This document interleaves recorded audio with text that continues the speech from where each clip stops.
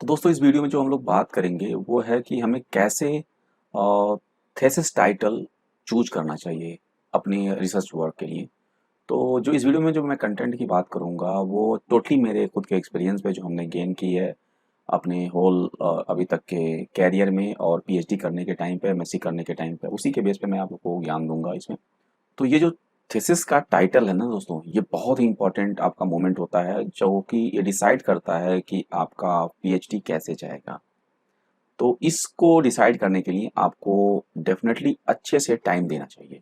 ठीक है, पहले तो आप जब एडमिशन लेते हो, एडमिशन लेने के बाद आप ये देखो कि अपने सब्जेक्ट में आपका कौन से एरिया में आपका पहला तो इंटरेस्ट है।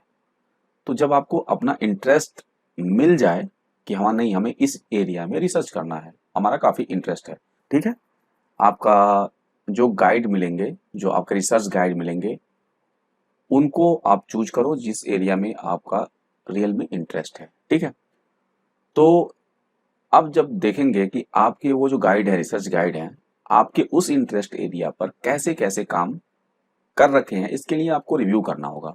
रिव्यू कैसे हो सकता है? अब आपको अपने जो चेयरमैन हैं, आपके रिसर्च गाइड हैं, उनके अंडर में देखिए कि प्रीवियस ईयर में कितने लड़कों ने थीसिस कर रखी है और उनका उस टॉपिक से रिलेटेड क्या टॉपिक रहा है। तो उनके टॉपिक का आप थोड़ा रिव्यू कीजिए। रिव्यू करने के बाद अब आपको कुछ एक आइडिया आ जाएगा कि आपके इन जो रिसर्च गाइड हैं जिनको आपने चूज किया है, वो आपके इस इंटरेस्ट एरिया पे कहाँ तक अभी तक जो है काम करा चुके हैं।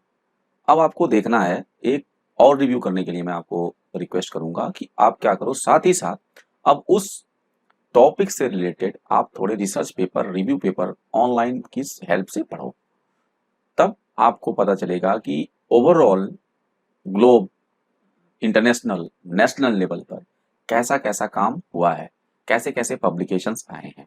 ठीक है, तो जब आप इस तरह का रिव्यू कर लोगे तब आपको एक आइडिया आएगा, आपको एक नीच एरिया आपको मिलेगा कि कुछ एरिया ऐसा है जो कि अभी वो टच नहीं हुआ है। तो आप उस एरिया को लेके अब अपना टॉपिक प्रिपरेशन कर सकते हो।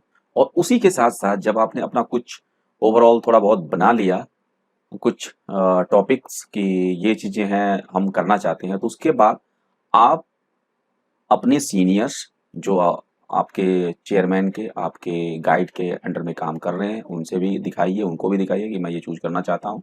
उसके बाद आप अपने चेयरमैन से भी, आप अपने रिसर्च गाइड के साथ भी डिस्कस कीजिए उसको लेकर कि सर मैंने ये पाया है और ये चीजें हमें लगता है कि करना चाहिए।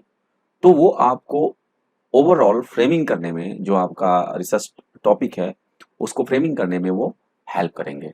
ठीक है, और कुछ बातों का ध्यान भी रखिए, जैसे कि अब अगर आपने रिसर्च टॉपिक बना लिया तो वो टॉपिक को देखो उसकी फिजिबिलिटी क्या है आपके इंस्टीट्यूट में या आपकी यूनिवर्सिटी में, कि आप उस टॉपिक को कहीं ऐसा तो नहीं कि आपने कुछ ऐसा हाई फाई कमिटमेंट कर दिया जो कि आपके वहाँ वो फैसिलिटी ही अवेलेबल ना हो। तो ये आपको बाद में फ्यूचर में प्रॉब्लम में ला सकती है, इसलिए ऐसा काम मत कीजिए। तो आप अपनी फिजिबिलिटी को, अपने रिसोर्सेज को एनालाइज करके ही कमिटमेंट आप कीजिए टॉपिक में। और जब भी आप थीसिस जो टाइटल डिसाइड कर रहे हैं उसको लॉन्ग टर्म में भी सोचिए।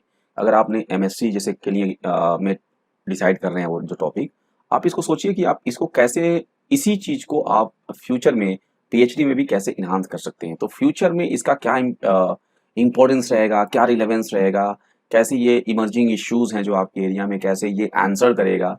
क्योंकि जब आप रिसर्च करते हैं किसी चीज का तो आंसर ही देते हैं। कोई चीज आपकी जो लैकिंग है नॉलेज का, उसका डेटा निकाल कर आप डेटा एक्सपेरिमेंट करके कुछ डेटा निकालते हैं और उसके बेस पे कुछ आंसर देते हैं जो कि वो कमी होती है उस एरिया में।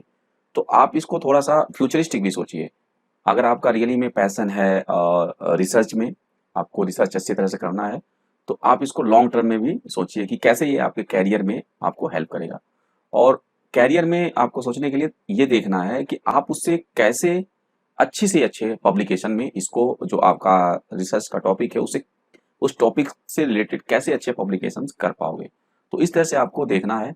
और ओवरऑल इन बातों का ध्यान में रख के अगर आप अच्छे से मेहनत करते हो, कुछ अच्छा टाइम देते हो शुरुआती में, जल्दीबाजी मत करो। जब आप थीसिस का टाइटल डिसाइड करते हो तो ये जल्दीबाजी का टाइम नहीं होता ये, क्योंकि कहते हैं ना, एक बार आप डिसाइड कर दिए तो फिर ये आपकी over life long 3 year 4 year की जो अगर पीएचडी है आपकी, तो आपको उसी के इर्द गिर्द काम करना है।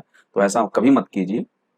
टाइम दे के और इत्मीनान से कंसल्ट करके अपने सीनियरों से और अपने गाइड से, जिस तरह से हमने बताया है कैसे रिव्यू करना है, उस तरह से करके आप डिसाइड करके आप अपना थीसिस का टाइटल डिसाइड कर सकते हैं। एंड डेफिनेटली इस तरह से आप करेंगे तो आपको प्रॉब्लम नहीं आएगी। तो उम्मीद करूंगा ये वीडियो आपको पसंद आई होगी और हेल्पफुल भी होगी। तो वीडियो कैसी थी कमेंट करके और लाइक करके बता सकते हैं, और इसी तरह के वीडियो को देखने के लिए आप हमारे चैनल को सब्सक्राइब कर सकते हैं।